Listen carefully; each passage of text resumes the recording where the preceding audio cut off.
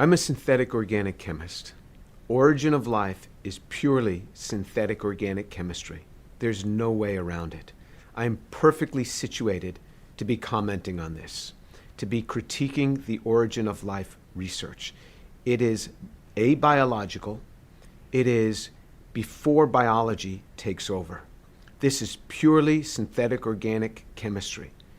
And making these compounds is very simple. 4 classes of compounds. You have to make them from what's available on a presumed prebiotic earth. And so the chemistry is not hard for a synthetic organic chemist to follow, and any trained synthetic organic chemist can follow me on this. And I've never seen a synthetic organic chemist disagree with me on this. In fact, the people that might disagree with me are biologists because they've never made anything. The only thing they may have made is they buy a kit and they make it, which is made by chemists, but they've never made anything ab initio. And so it's the synthetic chemist that can critique origin of life research better than anyone else. So go ahead, ask your synthetic chemist friends to listen to what I have to say. If they have anywhere a master's degree or beyond in synthetic organic chemistry, have them critique what I say.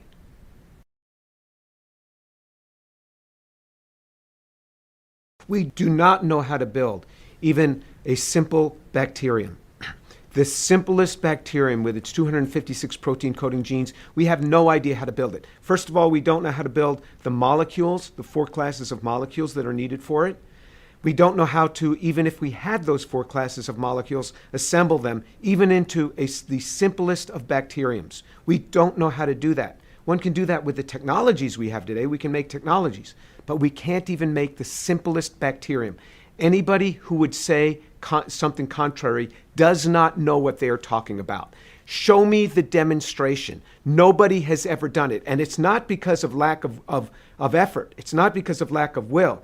First of all, they haven't been able to get the molecules to do this. And if they could make the molecules, even if we were to give them the molecules, they wouldn't have the information. There would be no inherent information in the DNA. But even if we gave them the DNA in the structure that they wanted, they wouldn't know how to put all the components together because of the sophistication within a cell. The interactomes, meaning that the interacting connectivity between the molecules, the van der Waals interactions, all of these have to be in the right place and in the right order for a cell to function. We don't even know how to define life, let alone knowing how to spark it to begin.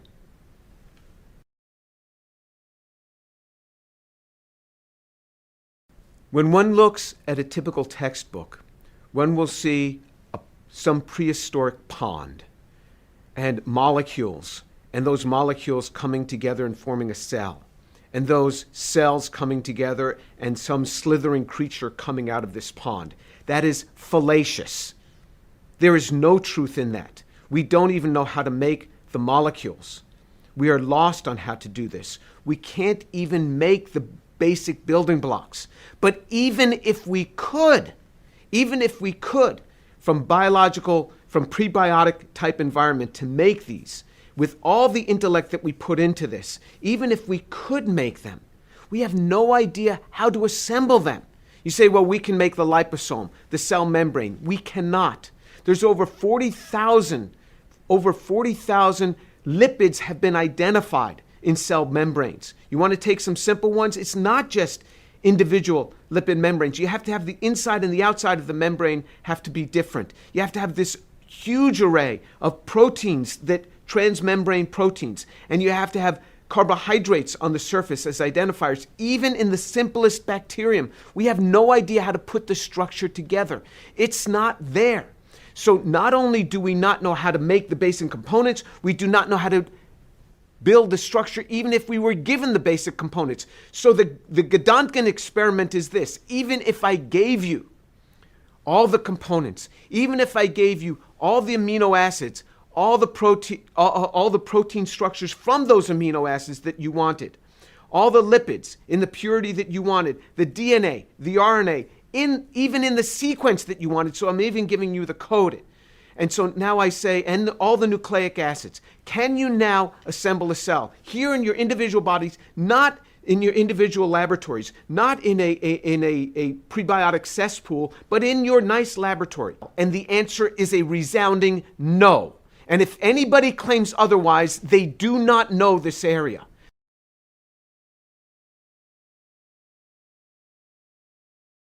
This is how far the misunderstanding has gone.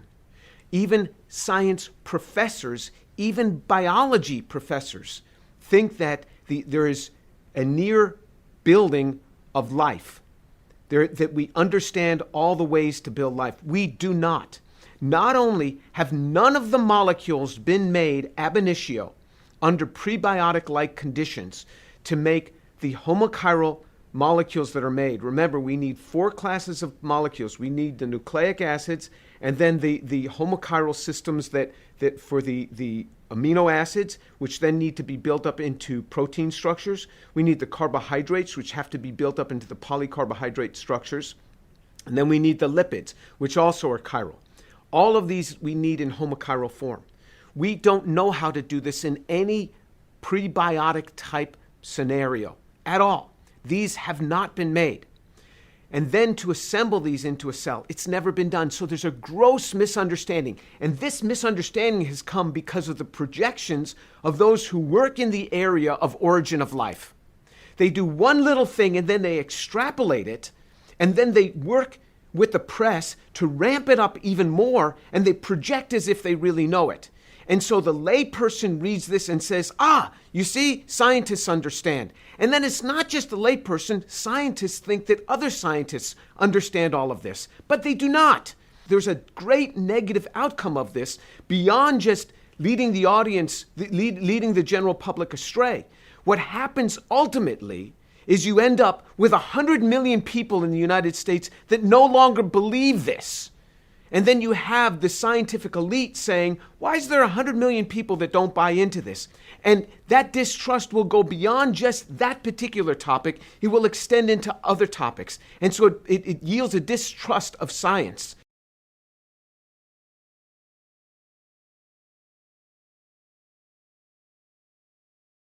Some people argue that since there's been hundreds of millions of years available, the probability that there's the chance that these things could happen in hundreds of millions of years. But that's not true. Time actually can be an enemy when it comes to organic synthesis. Prebiotic synthesis is before biology. So one has to make chemicals. Many of the chemicals that need to be made for life are kinetic products, meaning that they're not the most thermodynamically stable form. For example, carbohydrates, which is the main class of compounds. These are the units that hook together DNA. These are the units that have identifying aspects on cell structure. These are the units that the cell is going to need for the energy of life. Carbohydrates are kinetic products, meaning that if they should form, they would decompose. They decompose over time. In relatively short amounts of time, they decompose. The very reactions that make them, unless somebody is there to pull them out, to fish them out, to stop the process and to put them in a bottle under inert conditions in a freezer, and not just one, there's many different types you have to do this, they end up going through a process of what's referred to as caramelization, meaning that they polymerize. They polymerize. The very aldol reactions that were used to make them just continue. And you get polyaldols, you get polycondensation reactions, and they caramelize. Or they undergo, with formaldehyde, which is a presumed prebiotic chemical, they undergo rapid Cannizzaro reactions. So the aldehyde is oxidized to formic acid, and this nice carbohydrate that you made has just been reduced. So the aldehyde from the carbohydrate has gone back to an alcohol. So there's competing reactions. So time does not solve the issue. The other problem is if you had 400 million years to get to a certain point in a synthesis of a particular class of compounds, now you run out of material. Anytime you do synthesis, you run out of material, even when you've optimized the yields, and you got to go back to the beginning. Well, say it took you 400 million years to get to a certain point on a synthesis. Now you have to go back and make more. But how do you go back and make more? because nature never kept a laboratory notebook, doesn't know how to go back, never kept a record. So even if it could make more, it doesn't know how to, so it's got to start all over again somehow. But it doesn't know how to start over again, doesn't know why to start over again, because it doesn't know what it's going toward. So if you look at it, people have been trying for a long time. If we just take Miller-Urey as the first example, where Miller and Urey took some basic chemicals that are presumed on a prebiotic earth, hydrogen cyanide, formaldehyde, and CO2, and they put those across a high voltage, simulating lightning, you can get some racemic amino acids out of those. But those racemic amino acids were racemic. Okay, that was in 1952. That was 2/3 of a century ago. What has happened in 2/3 of a century since Miller-Urey in other fields? Well, we've had human space flight. We have satellite connectivity. We have the internet. We have the entire silicon era of microchips, and we have computer technology. We have all of this. In the same 66 years, 2/3 of a century, we are still exactly where Miller and Urey were. We make a barrage of stereo-scrambled chemicals, nowhere close to even knowing how to make them and hook them together. They got to get hooked together in the proper order. We are clueless on this. Clueless. Because time doesn't solve this. Even with all our ingenuity, time is not going to solve the problem. You let these chemicals that have been made, you let them sit around, even for months, and you can look even in the origin of life researchers themselves. When they've let these go for weeks, they show the degradation of these in a period of weeks. Weeks is the twinkling of an eye when it comes to prebiotic timescales. The chemicals decompose. The environment for the chemicals, environment rich in ammonia, is going to turn carbonyls into imines. These are going to cause further destruction. The ammonia environment itself is quite basic. You're going to have extended aldol reactions coming on.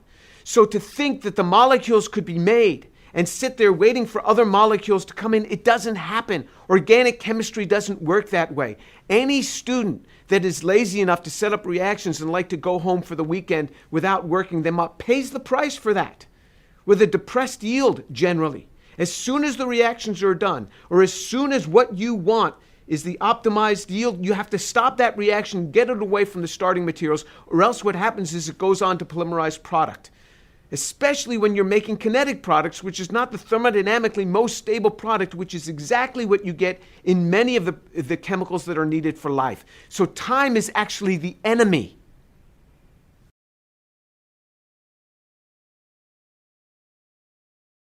There have been many people that have tried in origin of life research to make the chemical building blocks for life. The vast majority of the chemical building blocks are chiral, which means that they have a non-superimposable mirror image, just like our hands. The left hand and the right hand are non-superimposable mirror images. They're mirror images, but they can't be superimposed, and that's why a left-handed glove doesn't fit on the right hand. The vast majority of biological molecules are handed like that. To make them handed is difficult. We know how to do that in synthetic chemistry. It's never easy. Using prebiotic environment, it's never been successful. Some have said, well, this could happen on a chiral crystal.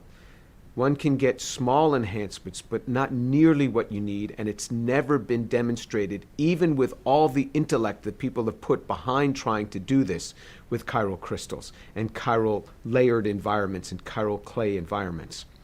The chemicals that are needed for life are more than just carbon and water. The structures that are needed, one needs the amino acids. The amino acids then have to hook together to form proteins. It's not easy to get amino acids to hook together. One can get very small amounts if you just add a catalyst to it, but the yields are extremely low. There are many activation steps that are needed to get this efficiently. In nature, in biology, once you have life, this is all done with nature's little nanomachines called enzymes. But what we're talking about is prebiotic, long before enzymes themselves are made, and the enzymes themselves are made out of the amino acids and proteins. Then after we have the amino acids, we've got to have the carbohydrates. The carbohydrates are another class of molecules. And then you have to hook the carbohydrates together. The carbohydrate hooking together pattern is extremely complex. Just the carbohydrate, the simple carbohydrate, D-mannose. If you just make 6 units of that D-mannose, that D-mannose can be hooked together in over 1 trillion different combinations, depending on how they're branched and what the constitution is of the primary linkage point. Over 12 trillion combinations, and only one works. Only one will work. How do you get that? Now, you also have to have the lipids. The lipids have to have 2 tails, not 1. If you have the monoacyl lipid, that destabilizes any lipid bilayer. And these also have chiral centers. Again, how is that done in a prebiotic system? Nobody knows. And then you have to have the nucleic acids. So you have to have the nucleobases, and those nucleobases have to somehow hook very cleanly to a carbohydrate that had to independently be made. And then you have your nucleotide that then with a phosphate group on there that then has to hook together. Again, that's only done by enzymes. We don't know how to do that cleanly before there's enzymes. All of those pieces we don't know how to make, let alone hook together.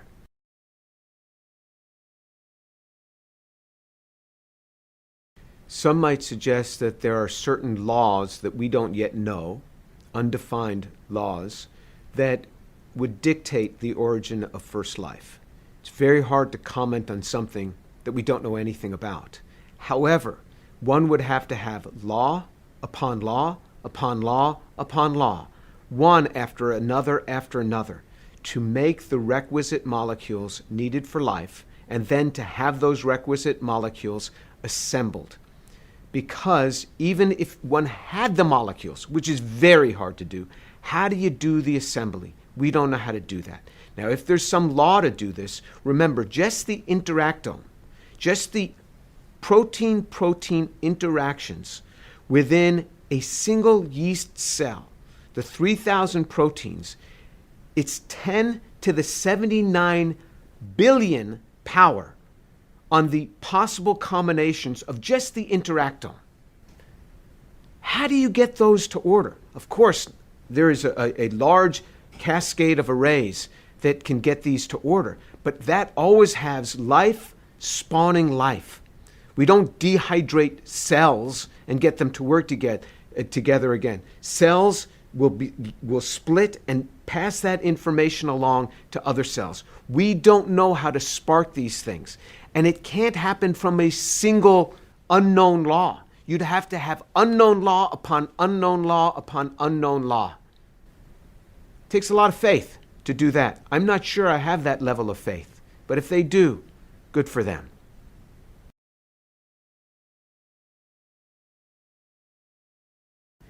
Every year we understand more about the complexity, so we are more befuddled now than we were in 1952, because we found that this is not just a massive protoplasm, highly complex environment. So when a cell wants to move material from point A to point B, it's a factory. You go to a factory, what do you see? You see these overhead carriers carrying machined parts from point A to point B. That's exactly what happens in a cell. You want to carry material from point A to point B, a microtubule will form between point A and point B. And then materials will transfer across that. But then what happens is that microtubule then dissolves and then is reconstructed somewhere else where you need other material transferred between any other 2 points. Why does a cell go through this? Because if it kept all of those microtubules in place, it would become too rigid and it couldn't function, and it would run out of the building blocks to build more microtubules. So it has the ability to morph its structure of its factory on the fly, something we don't even know how to do. The complexity of this is so grand. And the complexity becomes more and greater every day when we start understanding the complexity of the interactome, which is not merely protein-protein. You have protein-DNA interactions, the interactomes between these, the van der Waals interactions between these, the non-covalent bonds, just the way these two interact. And information is passed through these non-covalent interactions. Information is passed through something that physicists call virtual photons. The complexity is so great, and it gets harder every year. So in many ways, we're getting further from understanding origin of life every year once we understand the greater complexity of the cell.